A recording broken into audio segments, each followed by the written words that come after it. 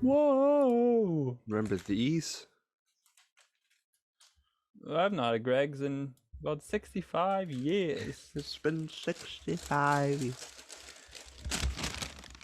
Some lovely ASMR for us.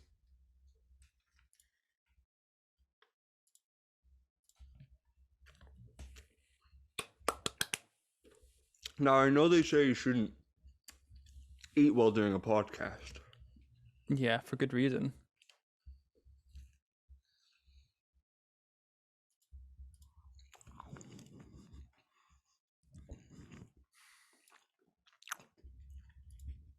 Ooh, mama.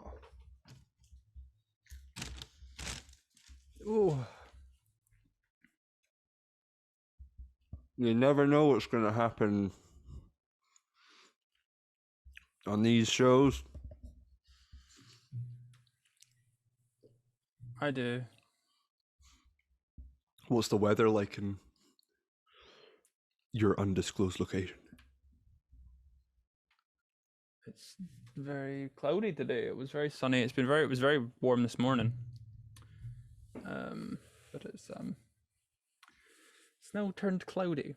But I've put this jumper on and I feel like I'm going to sweat my arse off, so I really shouldn't have done that. But yeah, I look really disheveled if I don't wear a jumper. So I've got a question for you to open the show. okay. Who would you want our first sponsor to be? Audible, just for the lols. We both use Audible. They'd give us free stuff. Who else would be good? Always wanted to try MeUndies, but I think that's an American thing. The mattress people, that'd be quite a big one to get. You know, just have someone fucking ship you a mattress. Yeah. You know? What do I need? If Blue Apron's an American thing, isn't it? Yeah, but there's a British version of it. I'm sure they'll do like HelloFresh or something. I don't know. HelloFresh? Because my parents use Gusto, I think. I don't know if HelloFresh is also here, but I know Gusto is definitely here. Free meals would be appreciated, really. That would I feel like, especially for you, free meals would be great. Or money. Just send us money. Just send us money. Can. I think that's how it usually works. Yeah, they send meals and money, and that's usually what you need to get by. I know bigger UK podcasts get like Now TV and stuff to sponsor them, and I don't think I wouldn't sniff at that. You know, wouldn't tell my nose up at that. Disney Plus, yes please. Yeah, sure. Yeah, I'll post about Captain America. Most of this show is a Disney Plus advert. It is Disney Plus. When you think about it, it's been a week. You know, it's been a tiring week. It has been a week. I'm tired. I'm napping a lot. All right. Yeah, my hemoglobin's at 97, so that's not great. It should be like 140. So things are just. Yeah, I'm dying slowly. Slowly dying. Aren't we all? Some quicker than most. So I nap a lot. But what have I done this week? I've watched. I watched Kong Skull Island. That was good fun. Oh yes, you were doing. That's my favorite of the MonsterVerse. So you prefer that to Godzilla? I do in some ways, just because I like the monkey and Brie Larson. Yeah. You know, and you just I don't know. Godzilla is so cool when you like rewatch. I don't know if when the last time you saw Godzilla was, but it's. Apart from the first time I watched it, I remembered liking it, but it not being. It's slower than Kong for sure. Like it's much slower, and I feel in some ways it's almost being too like subvertive when it's like, oh, there's this really cool fight, but you only see snippets of it on the news, like the next day. Like you don't see the actual fight between Godzilla and one of the big bloody monsters at an airport. Yeah, they just cut away, and you're like, come on, like I know you're trying to tell a human story or whatever, but please just. I paid good money for this. Let me see the big monster fight. They want, and then they went the exact opposite way for King of Monsters, and it was not good. It was not good. I'm not looking forward to watching that because I remember just being so disappointed by that when I went to go and see it. But that's next week. Like, not next week. This week. What could Godzilla versus King Kong or just Kong do to sort of balance it out? Well, I think that's what the wee kid's gonna try and do. I think Millie Bobby Brown's character again is gonna try and provide that balance, despite the fact she provided no balance in King of Monsters. I barely remember any of what the humans did in that Nothing whole other than die. that whole final battle feels like a fever dream to me. I don't even remember. I remember like Mothra, something to do with Mothra, like big wings flapping over some Mothra, water. King Ghidorah, Yeah, something happens there. and then all the other like titans just come from nowhere. You've got the big mammoth thing. It'll be interesting to see what they do with King of. I know for sure, like it probably has been leaked, but I know nothing at this point. I'm assuming Mechagodzilla's in it. Like that's the only viable option at this point. You know what I mean? It's like Yeah. Team Kong all the way. Oh yeah, for sure. We also know for sure he's gonna win Team Monk. because it sets up the sequel King Kong. Yes, but Universal. It's Universal to do it, isn't it? Legendary. Warner Brothers and Warner Legendary. Brothers. They've been quite smart and not announced a sequel ahead of this film. So we don't know what the hell's going to be there. Yeah, you don't get that much these days. No, you get a little bit of surprise. Yeah. And I'm kind of worried. I'm going to have to mute some words because it comes out in like India and stuff in 4 days' time or something. So like it's coming out early around the world. Is it not coming on to a streaming service?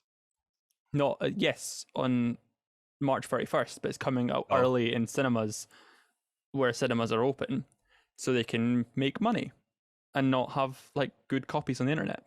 Right. You know, that's the anti-piracy method, is to just make sense early. Yeah. Doesn't make sense 10 days before cinemas in Britain open. Kevin? Talking directly to you now. Yeah, it makes sense if we were getting the digital release. Yeah. But we're not. We're not getting digital release. We're getting a full-scale cinema release on the 17th whenever that happens. If they open on the 17th. Yeah, so we got word. That's the big question mark. Yeah.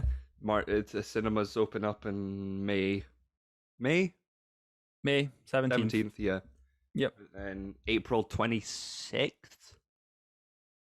is Where when other things open. Yeah, and people can bars and stuff. The world is but starting not up late again. enough that like you can go out and get like drunk. Like they'll shut at like 8 o'clock or something because beer doesn't exist after 8 o'clock.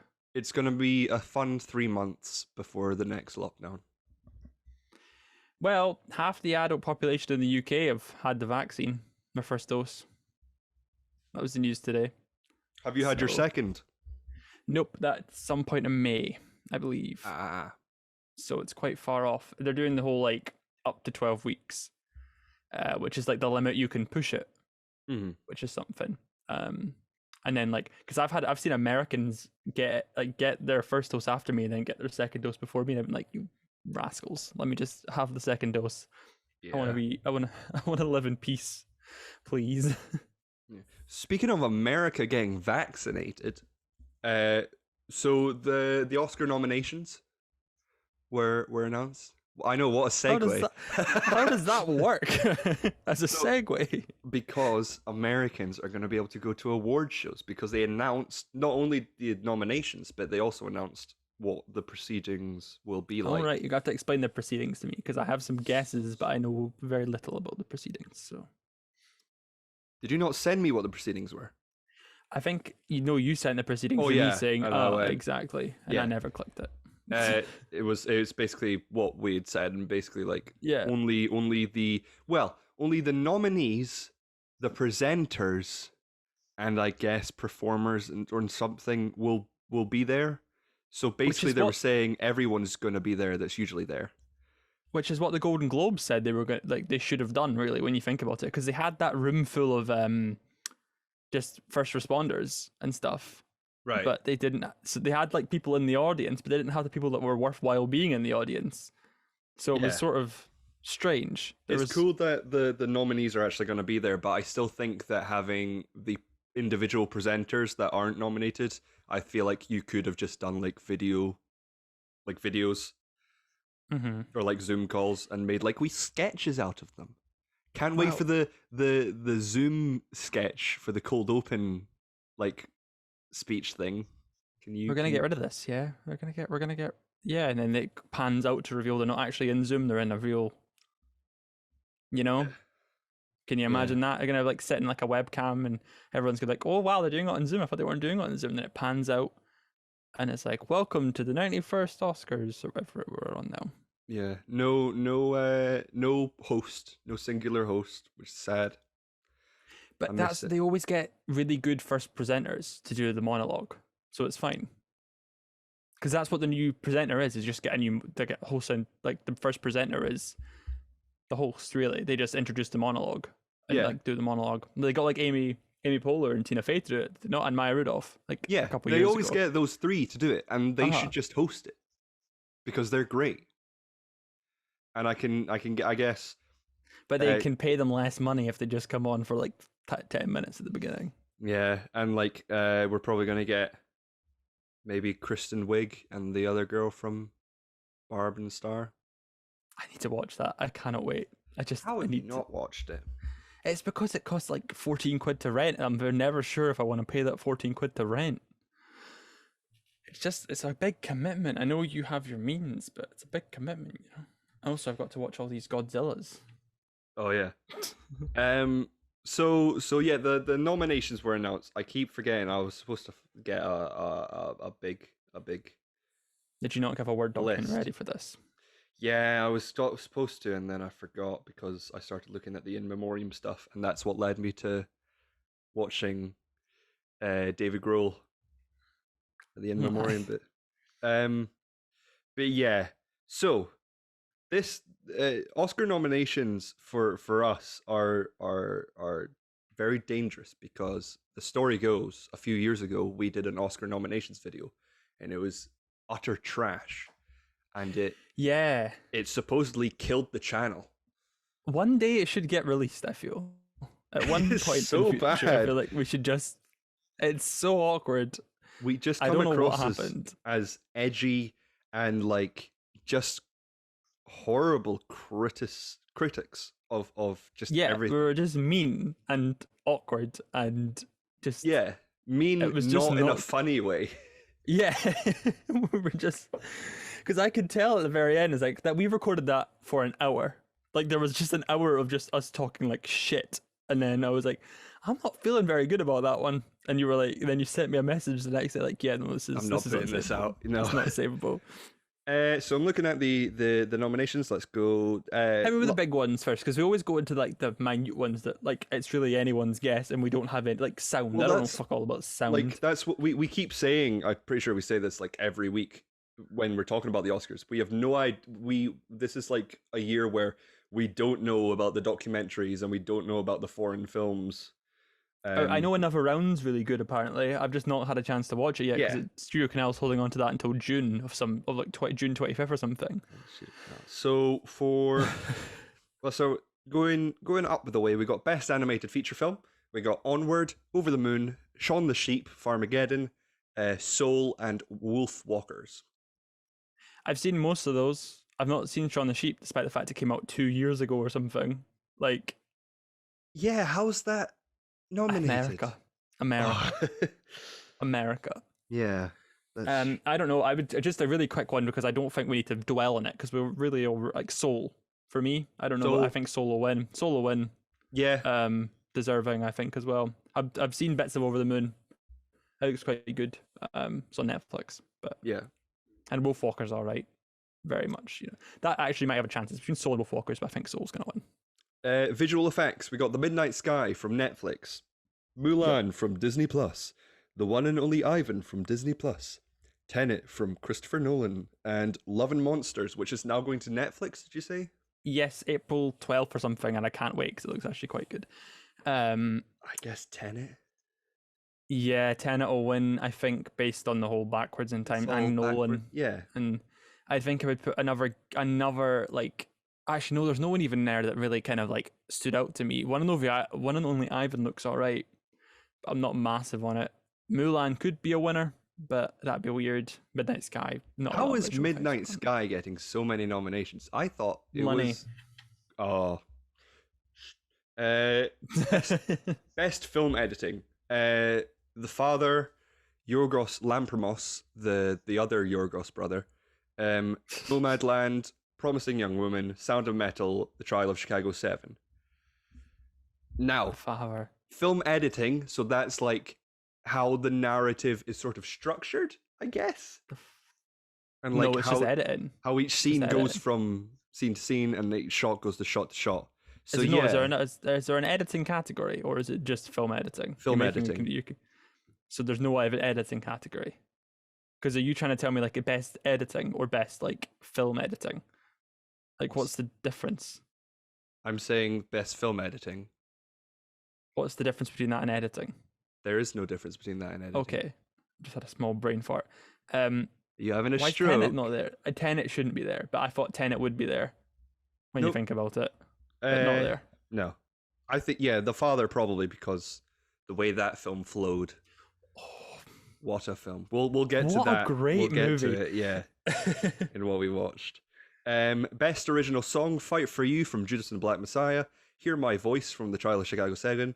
Husavik from Eurovision Song Contest. "Scene" from The Life Ahead, and "Speak Now" from One Night in Miami. There's only one winner there. I can't wait for these songs to be performed live. Oh my god. They'll get bloody, what's her face, My Marie or something, that sings the song for Rachel McAdams in Eurovision. I cannot wait to see that, and hopefully get Will Ferrell going on. But yeah, but that's my only winner there. I don't know any of the other songs at all. What has been winning? Speak Now? What's the one that's got like a second name in a different language there? Oh, Scene. Yeah, that's it. That's the one that won the Golden Globe. The Life Ahead. Music by Diane Warren. Lyrics by Laura Pausini and Warren. I think that's it then. Original score. Oh, right. Okay. The Five Bloods. Mank. Minari. News of the World. I haven't seen it yet. And Soul. That's going to win. Soul's going to take 2 home. It's all jazzy, isn't it? Mm-hmm.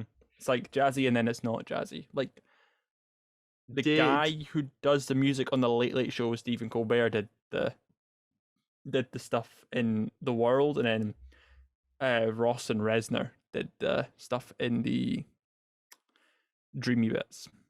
John Batiste. Yes, John Batiste. Is the Late Late Show. Oh, not the Late Late Show. That's not Late Late, the Late Show. Late Show, Stephen Colbert. It's not Reggie. Yeah. Or Questlove for Fallon. Fallon? Yeah. Yeah. Who does Kimmel have? Guillermo. Doesn't have a band. Best sound. Greyhound, that Tom Hanks film that no one watched. We're doing sound. Are we really? We don't know sound. It's just sound this year. It's not sound mixing and sound editing. It's just best sound. Because I guess people are getting confused. So yeah, we got Greyhound, Mank, News of the World, Soul, and Sound of Metal. Sound of Metal, probably.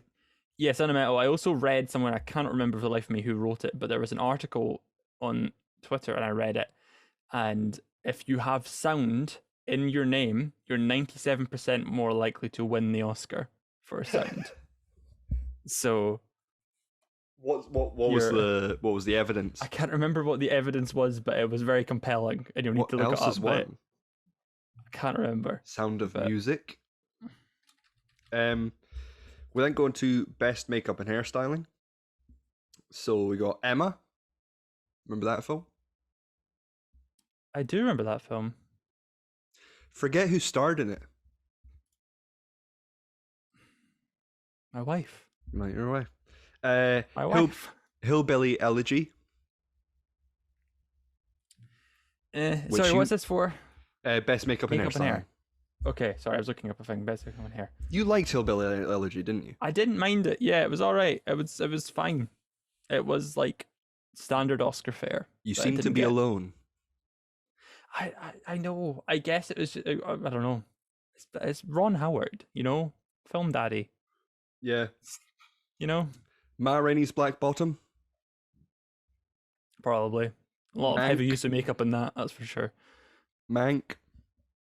Why do you keep going like that? Because keep burping, Cameron. Oh, disgusting. Mank. I don't know who wins that. I didn't look at the makeup nor the hairstyling. I guess Ma Rainey. And then Pinocchio. That was an odd one. That was the Italian one that came out over when the cinemas reopened. Was that not a stage show? No, it was a actual production. It was, right. And they painted them to look like wood. Yeah. Instead of using CGI, which it might take home for that because it's not been nominated. Didn't nominate for the Globes and stuff. So maybe. But you saying Ma Rainey? I would say Ma Rainey just as a safe bet, but I don't know if it is safe anymore now that I think about it. I think Mank, because they made everything look like, or everyone look like they were black and white. I mean, whatever they decided to do to make Gary Oldman look like he was in his 20s didn't work. No, that failed epically. I didn't even realize. I thought it was like the previous year that flashback was set. Did you only find out when I told you? Like he's supposed to be 20. Yeah. In this at this point. Yeah. Okay. Yeah. So we then got best production design. The Father, which I guess would be The Flat. It's a nice flat. Nice flat. Ma Rainey's Black Bottom, which is a nice recording studio set in a small. It's like a bottle production. Mank. They made everything look black and white. News of the World, which is just set in a desert, and Tenet.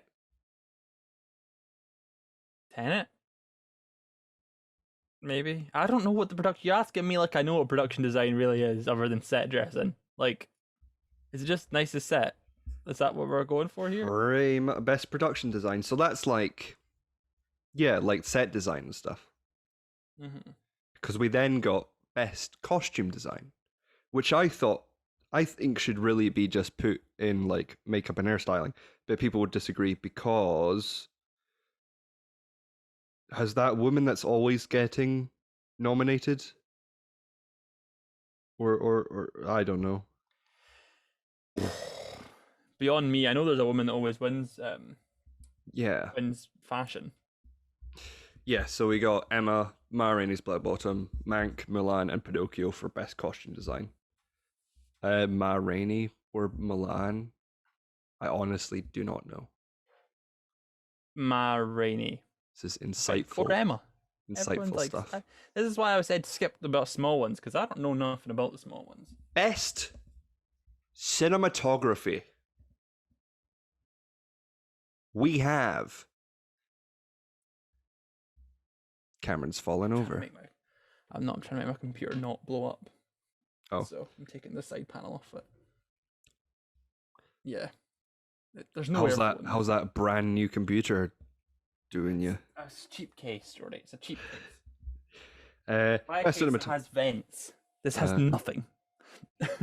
Best cinematography. We got Judas and the Black Messiah, Mank, News of the World, Nomadland, and The Trial of Chicago 7. Come on, Nomadland. Yeah, Nomadland for sure. It's got a lot of long shots and runners. A lot of vistas. Yum. Best international film, again, it's just another round that sort of stands out because it's been... That's the thing. If it doesn't win, then it falls into this sort of fallacy in the Oscars nominating, which is always if a foreign film is nominated in Best Picture, surely it's the best foreign film or international feature film.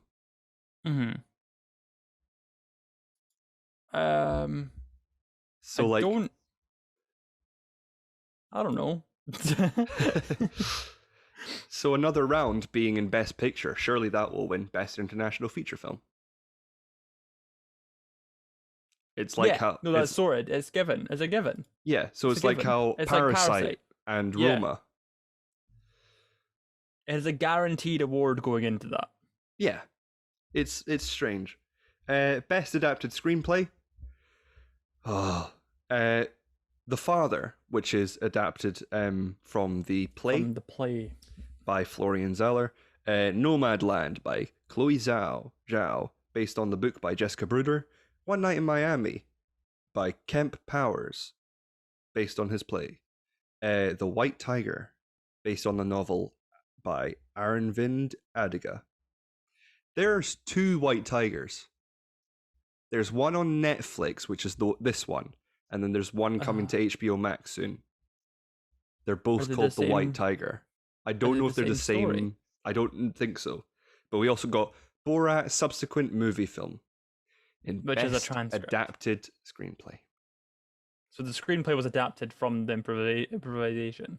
Yeah, it is based on the character Borat by Baron Cohen. I don't understand why it's there. Why it's there and not like who adapted? Who's up for the award?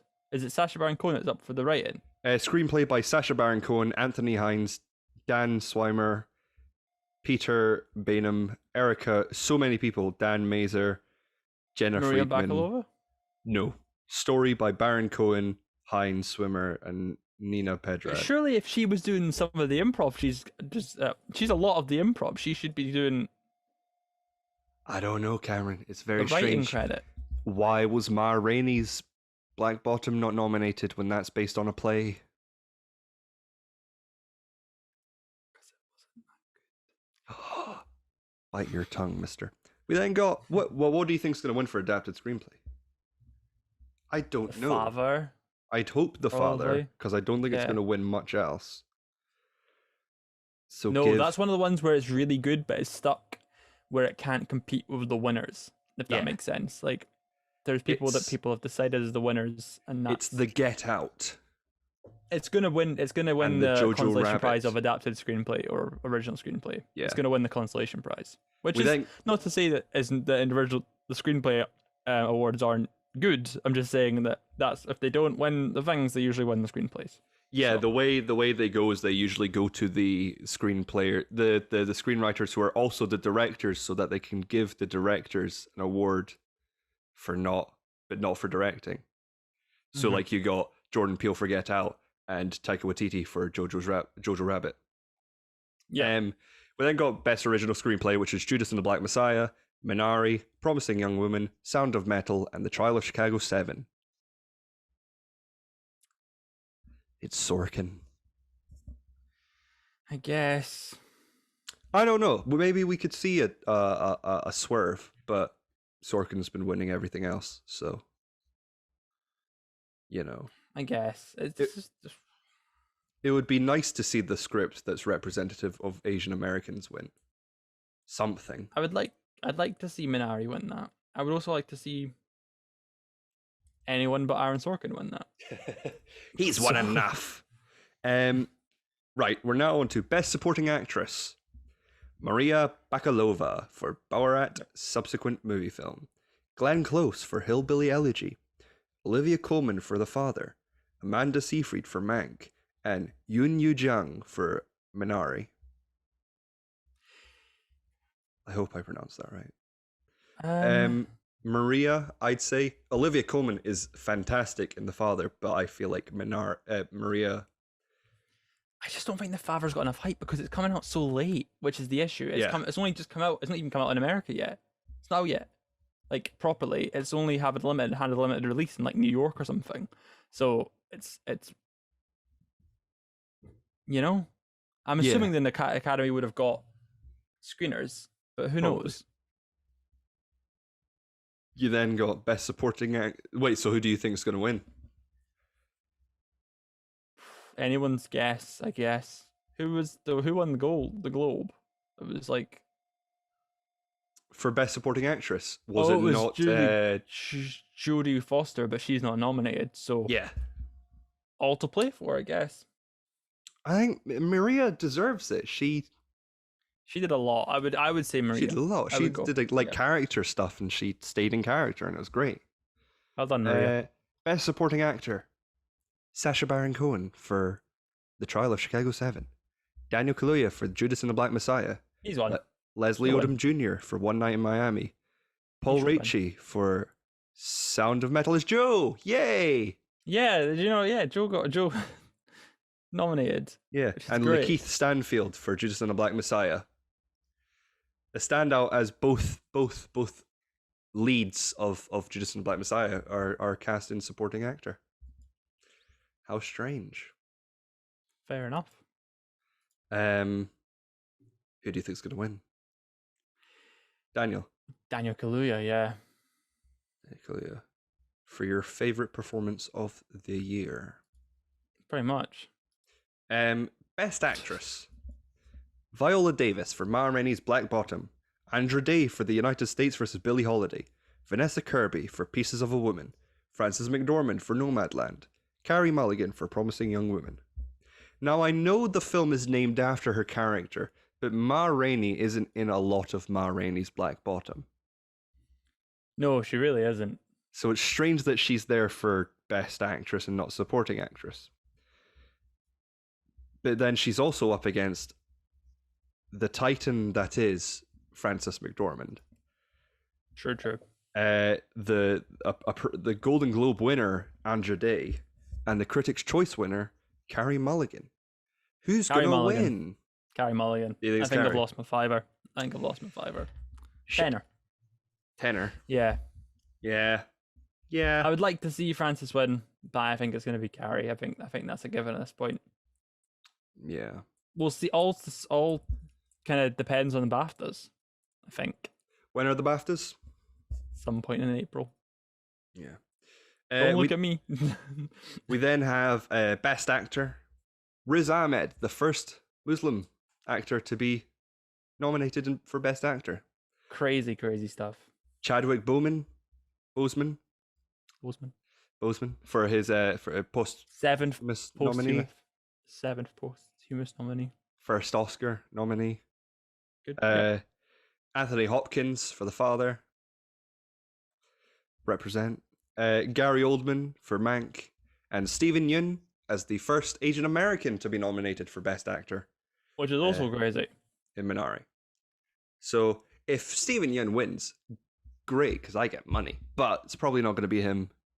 It's probably going to be Chadwick. And a second choice, Hopkins, who I think is the right choice. But as I said, Boseman's performance is great. So I think I preferred Riz and Anthony's performances to Chadwick, but I think Chadwick's probably just give it to him as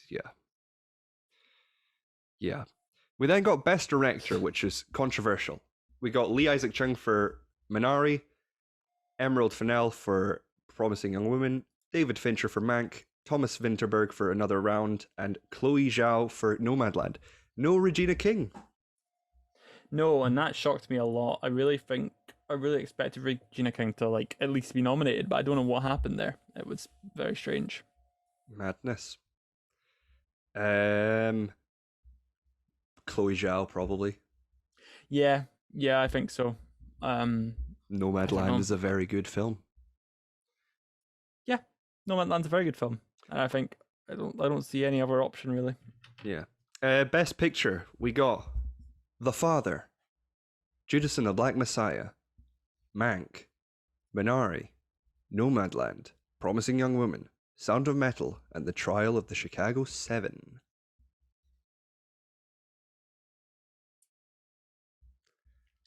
It's such a... you know what I mean? It's... Yeah. Because it's never who you want. It's never... We just gotta hope for Nomadland, I guess.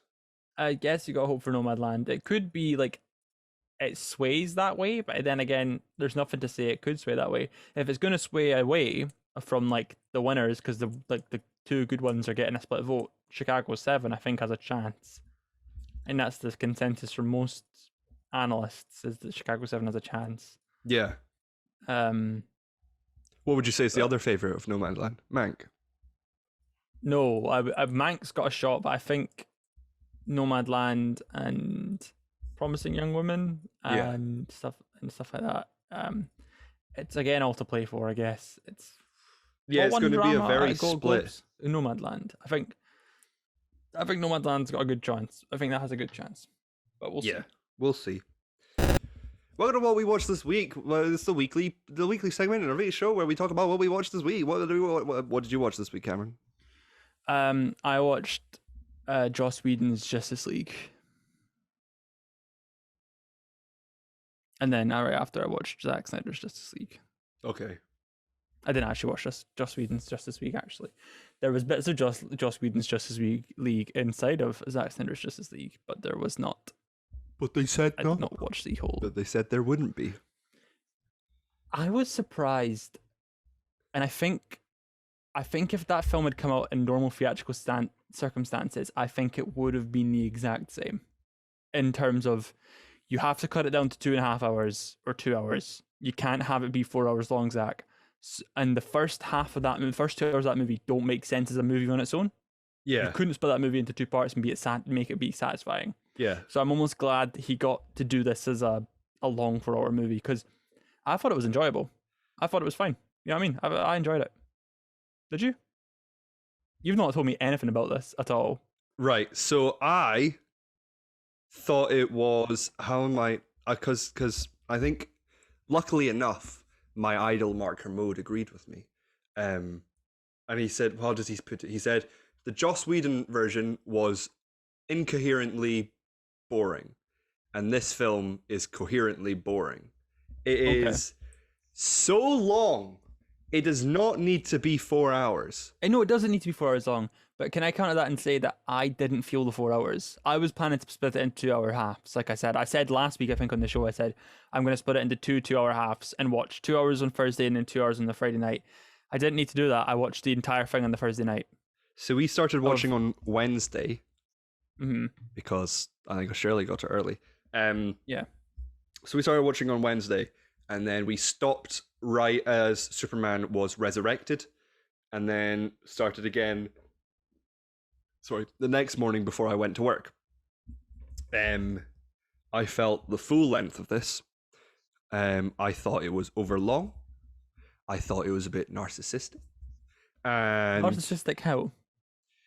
I just didn't like. I just thought it was Zack Snyder reveling in what he thought is really cool, but it doesn't make for good films. So I've written down. I take issue with that because I think it was. I think it was very much. He threw everything in the kitchen sink in because he could. Yeah. I think if you said, Zach, you got to make this 2.5 hours, he could have made it 2.5 hours. Fine. I agree there was points of it that were just There's stuff that was cut out of this version for the release. That's what I'd love to see, the deleted scenes. They're now selling the black and white version by saying there's more stuff with the Joker. It's fucking, yeah. I don't know. I disagree with narcissistic. I think it was overindulgent for sure in certain places, but I never felt like it was an issue, if that makes sense. Yeah. I am happy that Snyder fans finally have what they wanted. But the suggestion that this is as good as Marvel's best is wild. And no, I don't agree. I don't agree with that at all. Absolutely abhorrent. This is a 7 out of 10. This is 7 out of 10 for me. You're probably lower than that, but I had a great time with it. I watched the first half of it again last night. That's how much I enjoyed it. I watched it again. I gave this film 2 3/4 stars. Out of 5. Which is how much did I gave it 3.5. So that was about like a 4 out of 10. I think I gave Justice League like 1 1/4. So like it wasn't hard to be better than Justice League, but there is points though that he could have cut out. Like he, as an overindulgent point, I think really stood out because it made us laugh as a family was the like 10 minutes it took Batman to travel to the village. All those mountain shots.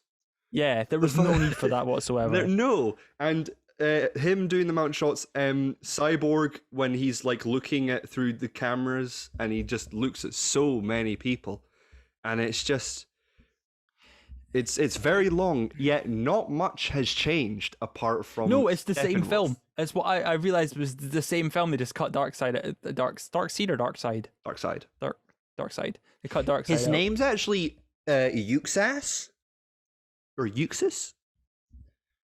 Okay, well they cut your ass out, and then they made it different. How did they make? They cut out all the nightmare stuff because they knew they were going to make a sequel, and then.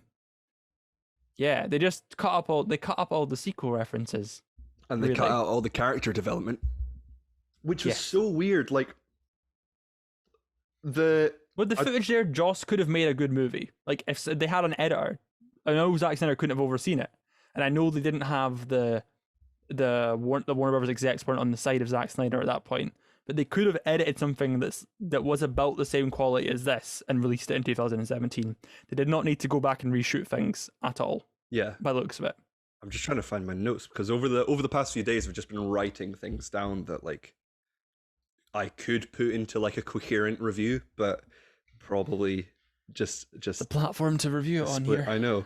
A few weeks ago, a cameo was reported that would blow hardcore fans' mind.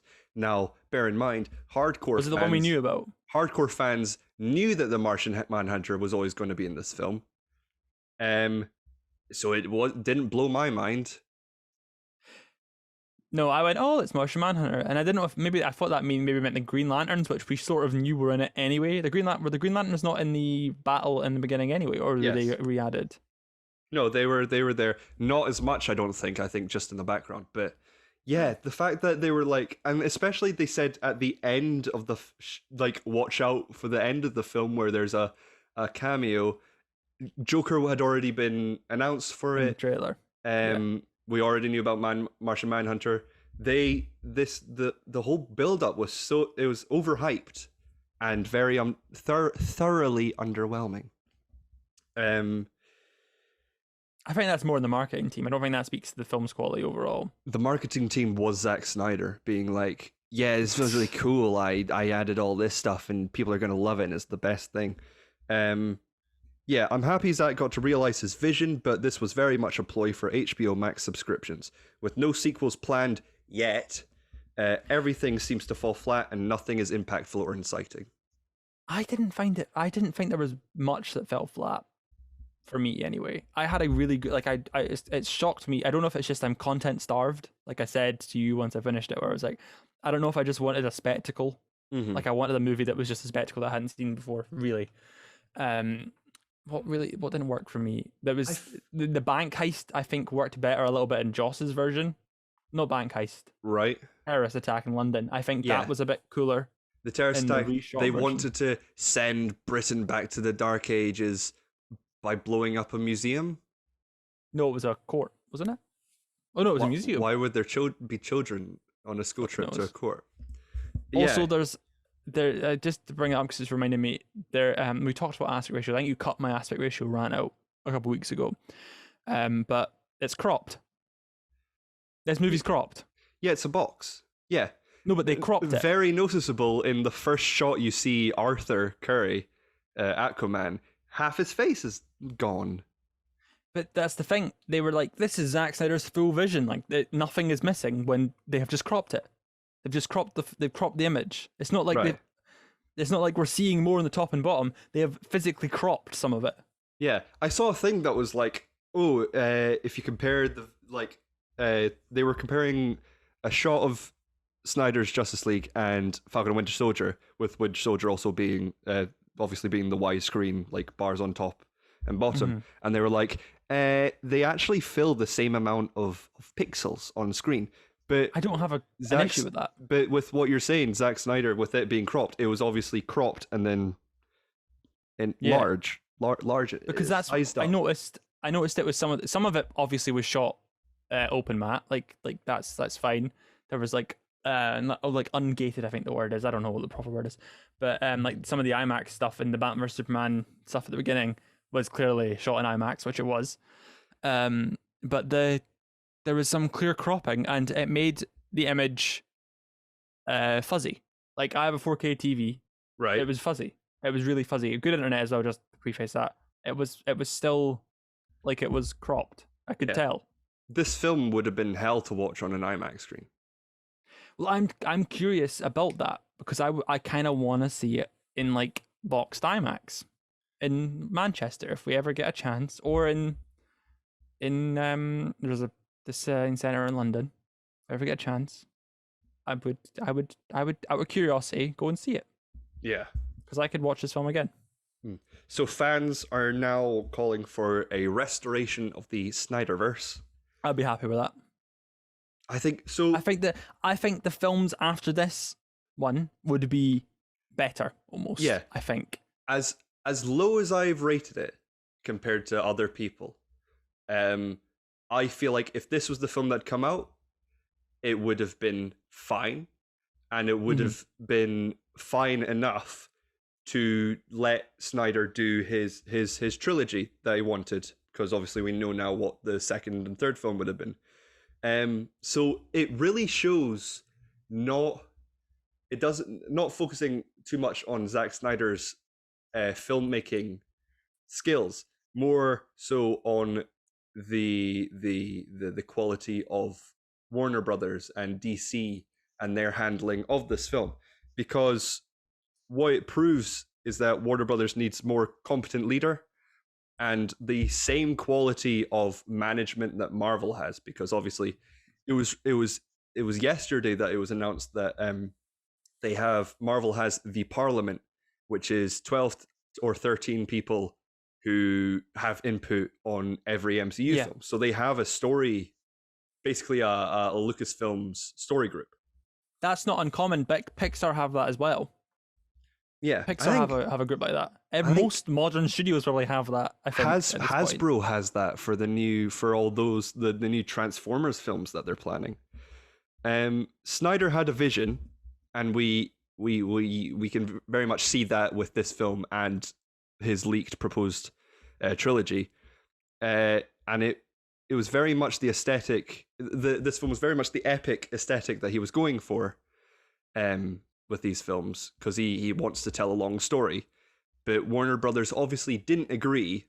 So why did they wait till he had to leave due to a family tragedy to mess things up? Surely they should have just been like... That's the dickhead part, and that's the part that really fucking annoyed me. Like, even because there's a little like bit in it where they drive past a suicide prevention advert, and I was like, oh. Like, his heart's in the right place. No, yeah, it's when Batman picks up the Flash and they've CGI'd in an American Society for Suicide Prevention billboard on one of the buildings. And you're like, oh, it's so fucking horrible what they did to him. Like, and that's the thing. You can not like his movies all you want, but the way they treated him and kicked him off his own movie, as using this as almost an excuse, to get him out, was ridiculous. Yeah. And if they'd waited another year or so, whenever he felt comfortable coming back to it, they could have easily released a decent film. Happily, easily, you know? Yeah. We're looking at. Sorry, I'm just trying to find the...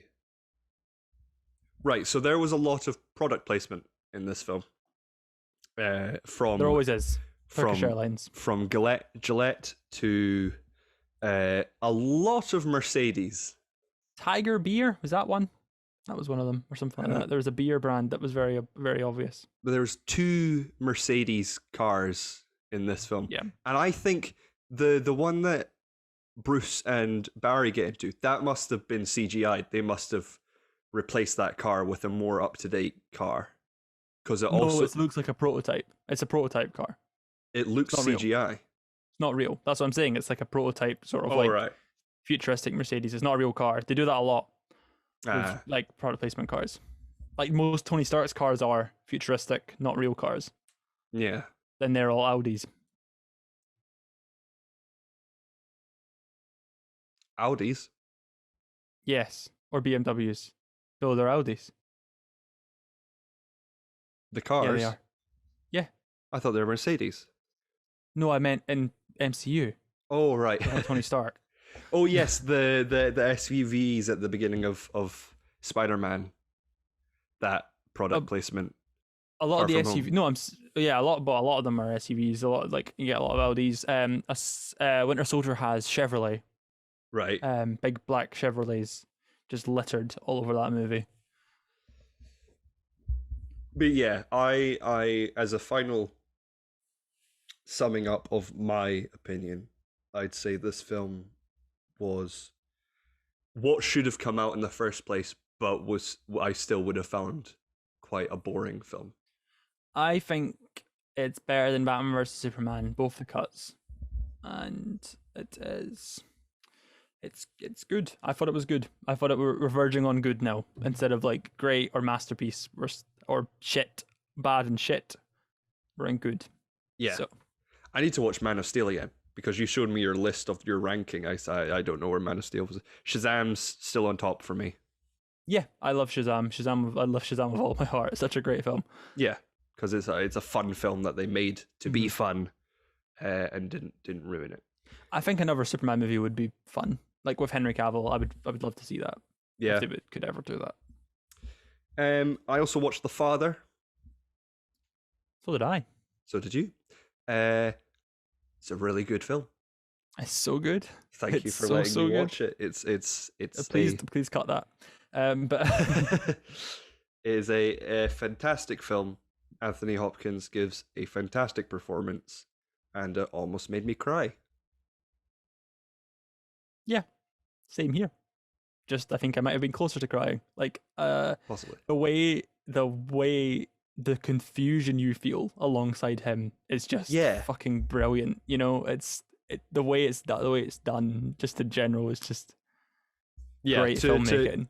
So people know what it is. It's a film starring Anthony Hopkins as an old man who is getting dementia, and the film is told in a way that sort of replicates what it feels like to have dementia, and it does it very.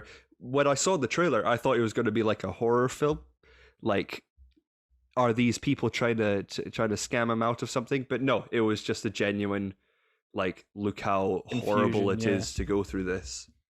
And yeah, it's a fantastic film, and watch it when it comes out in June. Yeah. We then watched Falcon and Winter Soldier episode 1. It's here. It's just Marvel. It's great. It's classic Marvel. If WandaVision was sort of like pushing the boat out, this is very much classic Marvel, but that's not an insult. It's more of like it's more what you expect, if that makes sense, you know? Yeah. I have no theories. Good. I'm glad. I think we should keep this theory free for the next 6 weeks. Yeah. Apart from, like, in the next episode, we're obviously going to get more of John Walker, the new Captain America, and I think that episode's going to end with him beating up people brutally. And be like, I'm a bad guy. How are they going to get that shield back? Are they going to beat up Falcon brutally? Because Falcon has the shield, and in the trailers we've seen, he's practicing with that, like hitting off a tree and stuff. So he must get the shield back. Yeah. So who knows? Because is there going to be a really cool suit up sequence at the end where like he puts on his new Captain America outfit, and Sam's like, "Yeah, I like this," and then the series ends? Or do you think? Not. Or do you think there won't be a Captain America about at the end of it? I hope he does become. I think Sam's probably got more chance of becoming Captain America than Bucky. Yeah. It depends on, because was the shield that John Walker was carrying the shield that they had put in the museum? Yeah, that was the reason they made him put the shield in the museum. They sort of pushed him into putting it. They sort of implied they pushed him into putting it in the museum. Yeah. And so, also, because they're like, "Well done, Sam. You made the right decision." Yeah, this show deals with a lot more deeper concepts than we were prepared for. It deals with socioeconomic issues based on the blip, and it's like it's very relevant due to what happened recently with, you know, the pandemic and the economy crashing, and some people taking more precedent over others because of skin color and lots of racial biases, and then you've on Bucky's story. You've got PTSD and him trying to atone for everything he did, and it's just very interesting. He broke my wee heart. He broke my little heart. Bucky was doing everything he could to sort of make things right. You can tell he's like just fucked up though. Like he is just complete. And you would be after having Nazi scientists meddle your mind. Not Nazi, Hydra scientists. Sorry, we don't say that word here. We don't say Nazi in this global friendly community. What else? The beginning action sequence was really quite cool with Batroc the Leaper coming back from Winter Soldier. That was quite cool. Yes, that was nice. I enjoyed that. George St. Pierre, UFC fighter. Good for him. I also, going back to Don Cheadle, who made an appearance in this. He was at the little ceremony thing. Gonna see more of him? Maybe. Do you think we're gonna get an Armor Wars set up, or do you think that's out of the question here? I think I wouldn't be surprised if we see him again, but I think, how long do we have till Armor Wars? Nobody knows. That's the thing. It could be next year. It could be the year after. We've not got a clue. So it's very confusing now. It's a very confusing time with Marvel, but at least we know that the shows that they announced we're going to get. Yeah, it was a nice surprise to see Dawn there. Another thing, when Sam was talking to his informant that was in the wherever they were, where was the guy where he was part of the Flag Smashers? Switzerland. Was it Switzerland? Yeah, because my brother kept making jokes about they're going to steal the Nazi gold. It's all the blood money. They were talking about certain individuals, and they said, one of them was like, "Do you think it's a?" And then the other guy was like, "No." What are they talking about? That's what I was going to ask you about. Do you think they're talking about Inhumans or something like that? They must be setting up Inhumans in this. Like, I don't. Only got 2 more series till Miss Marvel. I know. It's. I don't know what they're gonna do, man. Because that's what stood out to me the most, and the fact that the Flag Smasher had that power, and had the super strength. It must be Inhumans. It must be something, and he must. Well, that's what they said. There wasn't a leak. Like it was they had to sort of change it because it was a mist, like a yeah. That's what I talked about in the future of the MCU episode we did. Supposedly it was about. Sorry. The plot was about Zemo releasing a gas, and yeah, I don't think Zemo. I think it's Flag Smashers releasing the gas. It must be Flag Smashers. I don't think Zemo's up to that. I think Zemo's a secondary villain. I don't think he's to do with the Flag Smashers, right? Unless he is, but and then I'm wrong. But I think he might be his own thing because he's on the list. That little list Bucky has to make amends. Yes. The concept of the Flag Smashers is very interesting because they've adapted it into not just an individual man, but a group, an organization who their belief is that during the blip, the world was coming together, and then everyone returned, and now there's everyone's countries again, and there's wars and stuff, and they believe that if there were no countries and everyone was just a planet, then there would be world peace. It's always the sort of like semi-globalist sort of ideas that become the villains. Have you noticed this? Like that in theory sounds okay. Just the way they go about it is completely wrong. The whole like no borders, we're all one world, we're having like a great time, communism, like yay.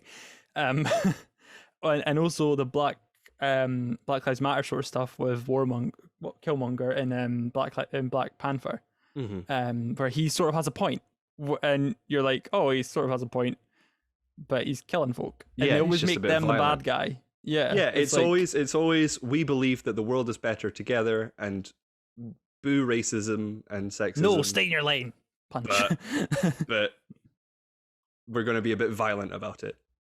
Yeah, that's the whole because in the comics, Flag Smasher and Captain America, I believe they classically Captain America agrees with Flag Smasher and sort of admires him for his ideals and respects him, but just doesn't agree with his morals and his methods of making world peace. It's not really peace if you're blowing people up and stealing money from banks. They didn't blow anyone up. They just sort of one of them hit a guy and then stomped on his face. Not very nice. Which is weird because, like, he had just, like, super strength pushed him onto the ground and then stomped him and didn't crush his head. Like, how does that work? Wanted the witness for plot reasons. For plot, yeah, plot armor. Plot armor. Yeah, so I'm excited for next week. Hopefully we get Zemo stuff. Coming together. No Zemo at all. He wasn't even in the credits. There was little... Yeah, I was watching the credits and there was little bits for, like, all the like Sharon Carter and Zemo, but obviously they weren't in the episode, so they had to not put the names on, and they just had to leave the bit where they would have said and what's his face, Daniel Bruhl, and what's her face that plays Sharon Carter. There was little bits for them in the credits that were missing, which I thought was quite funny. No end credit scene. Sad times. No, but there was teases of Isaiah Bradley and the power broker, who's what gives the individual in the comics that gives John Walker his powers, I think. So he's powerless then, or do you think they're going to do just before we move on to the end? I don't know what we're at now. Do you think John Walker has powers or not right now? I don't know. You want to? I'm trying to get to theory. Where's the theories? I'm not gonna theorize this episode. The theories will come later when there's more stuff. But like, I'm just along for the ride, man. All right, okay. Look at you. No TikTok money to be had here, so yeah, it quietens up. I'm in a really uncomfortable position on my chair, and it's just same. My room's very hot because of the computer and also the sun. Just stand up for a second. Right, I'm just gonna end it like. Thank you for watching Four Eyes and the Giant. I have been Geordie Steele. You can find me on Twitter at Real Geordie Steele. You can find the channel in general at Four Eyes Giant on Twitter, and also at Ho Hi Films. Cameron, where can we find you?